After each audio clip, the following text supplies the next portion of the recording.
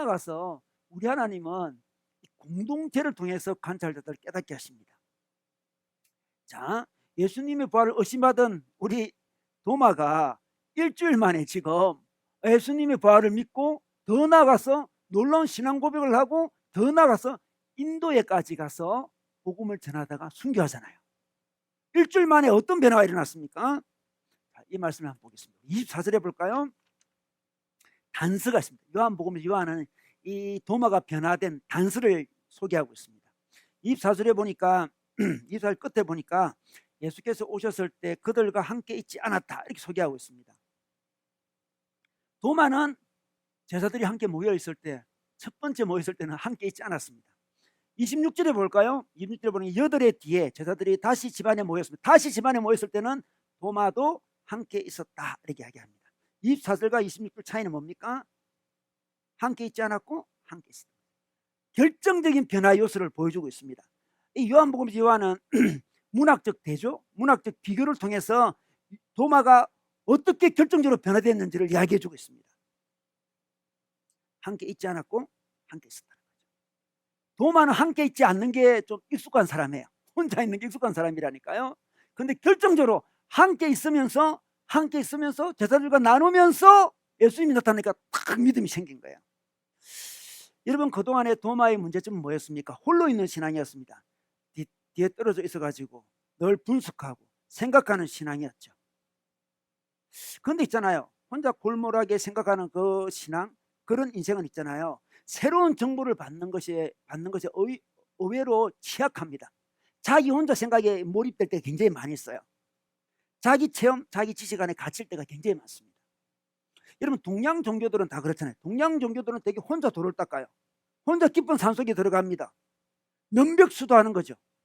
얼굴을 서로 마주보지 않습니다. 벽을 보는 거죠. 벽을 보는 거죠. 진리 위해서 외로움의 길, 고독의 길을 걷습니다. 깨우침의 길은 혼자 푸는 거죠.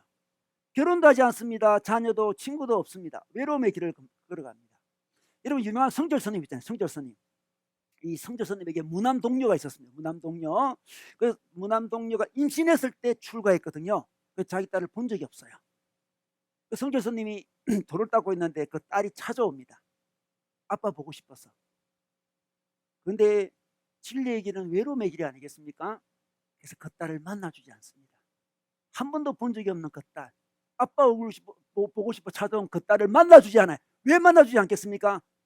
정진하는데, 돌을 닦는데 방해가 되니까 안 만나줘요.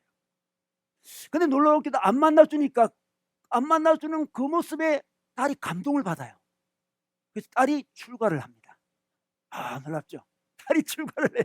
딸이 선임이 됩니다. 그런데 부인은 어떻게 했습니까? 부인은 남편 나갔지, 딸 나갔지. 아니, 그 도 닦는 게 뭐가 그리 좋다고 나를 다 버리고 떠나느냐 하면서 막 괴로워합니다. 그러다가 안 되겠다 하면서 딸을 찾아갑니다. 딸이 있는 절에 찾아가죠. 주지 스님에게 저도 출가하겠습니다. 저도 스님이 되겠습니다. 그러나 우리 딸이 있는 이 절에서 같이 독하게 해주십시오. 공동체를 사모하는 거죠. 공동체를 사모하는 거예요. 그 소식을 성도 스님이 들었어요. 무엇이 애미와 딸이 함께 어떻게 돌을 닦는단 말이냐? 반대했어요. 애미와 딸이 어떻게 돌을 같이 닦을 수 있습니까? 혼자 닦아야지. 혼자 정진해야지. 어떻게 애미와 딸이.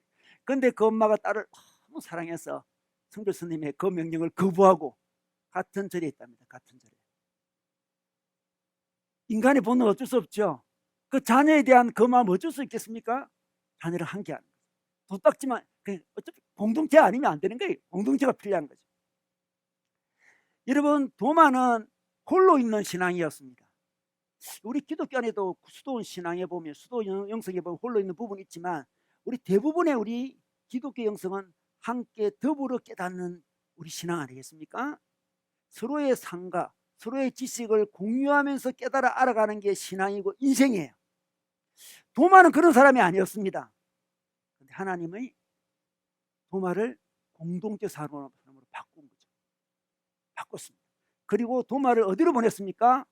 혼자 있기 좋아하는 동양의 영성이 가득한 힌두교, 불교가 있는 인도로 파송합니다. 그들을 너무너무 잘 이해하기 때문에 인도를 파송하는 거예요. 우리 잠언 18장 1절 볼까요? 여러분 설교 안에 있습니다. 잠언 18장 1절에 보겠습니다. 우리 다 같이 읽겠습니다. 시작.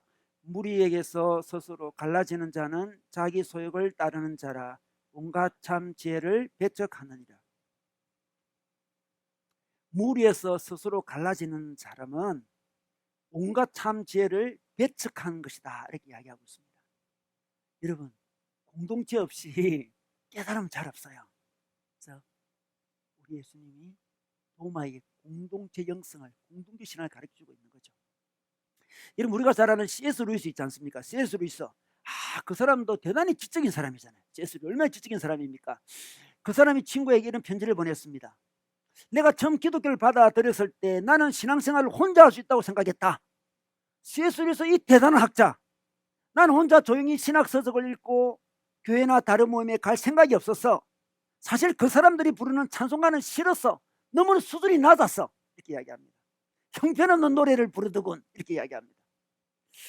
그런데 시간이 지날수록 난 그들에게 놀라운 장점을 발견해서 나랑은 교육 수준이 차이가 있음에도 불구하고 그들의 그 음악에는 기도하는 마음이 담겨 있더군. 이렇게.